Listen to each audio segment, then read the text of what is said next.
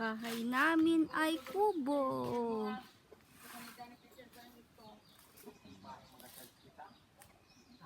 Solar ang gamit. Kami mga hayop. Panabong maliit pa. Dito yung malalaking panabong. Dito sa likod bahay.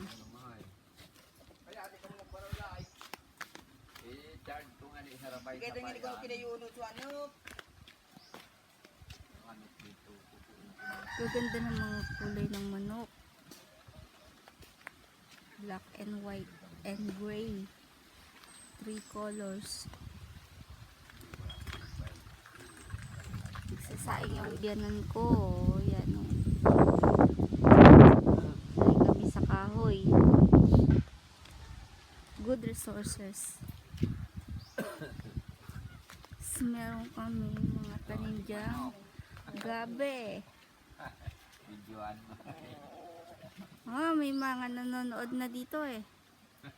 Mas meron kaming panabong. Ayan yung malalaki. Ang ganda ng kulay. Kano benta mo dito tayo? 3,000, 5,000. Binibenta namin yan. 3,000.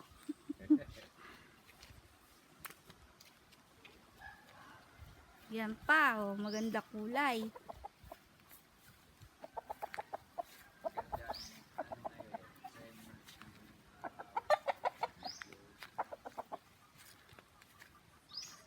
Tapos ito pa. Oh. Ang bahay namin, oh. Kubo. May tanim kami mga papaya, nyog, ang lalaki ng nyog. Saging, pinya. Oh, may aso din kami. Ayun yung aso namin, galabok. Oh. Ito, makawag pa'y buntot.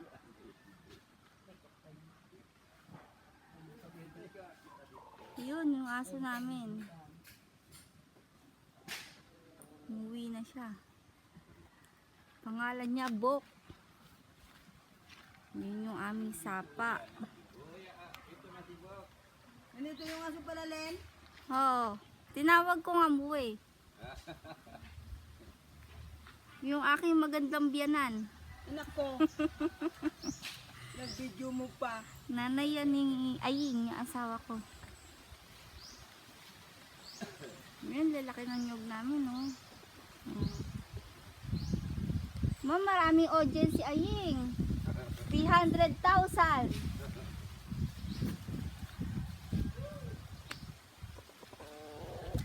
300,050. Dami. Oo. Sahod kami rito 2 years. Ayan si Bok. Gutom na siya kaya umuwi. Malandi yun. Ganap na yung pagkain naman. Yung gwapo naming aso. Bok! Mataba siya, diba? Yung aso namin doon sa Bulacan, iwan na namin. Si cute.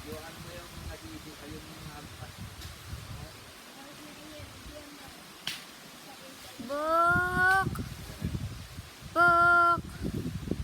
Saan ka na naman naglandi? Malandi itong aso ko eh. Ay, aso namin. Ay, may gabi kami. Bibenta namin yung gabi. 100 sang kilo. Ayan yung aming kalakal. Pinuha ng biyanan ko yan. Doon sa baba ng sapa.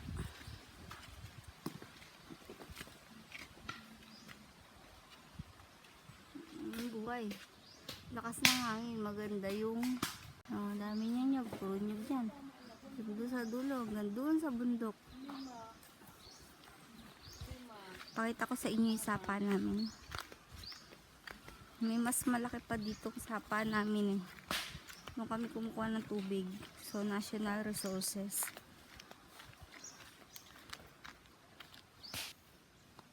Kasi ngayon pala umuwi si Aying busy person.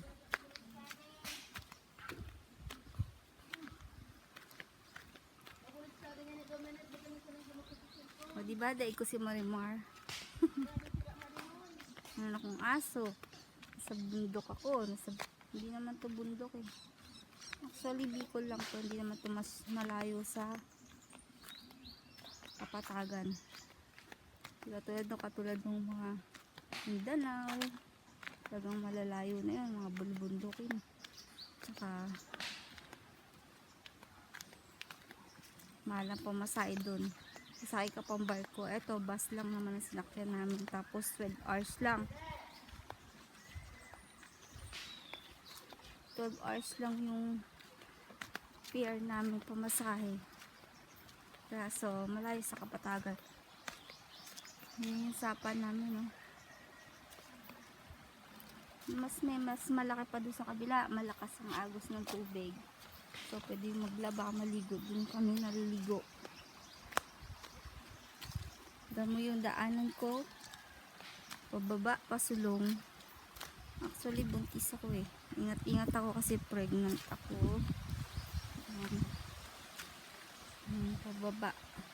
Ito kami lagi dumadaan araw-araw. Pag bumibili kami ng ulam.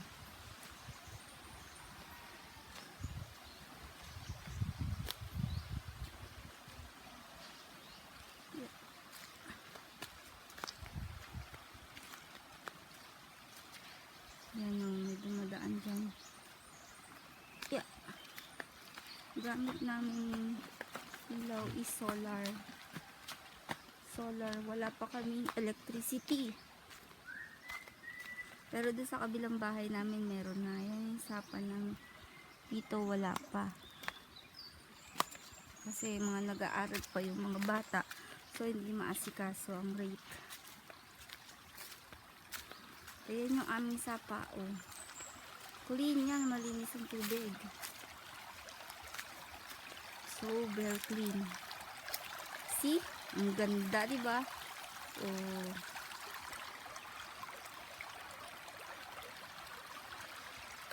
See, ang linis ng tubig. Oh.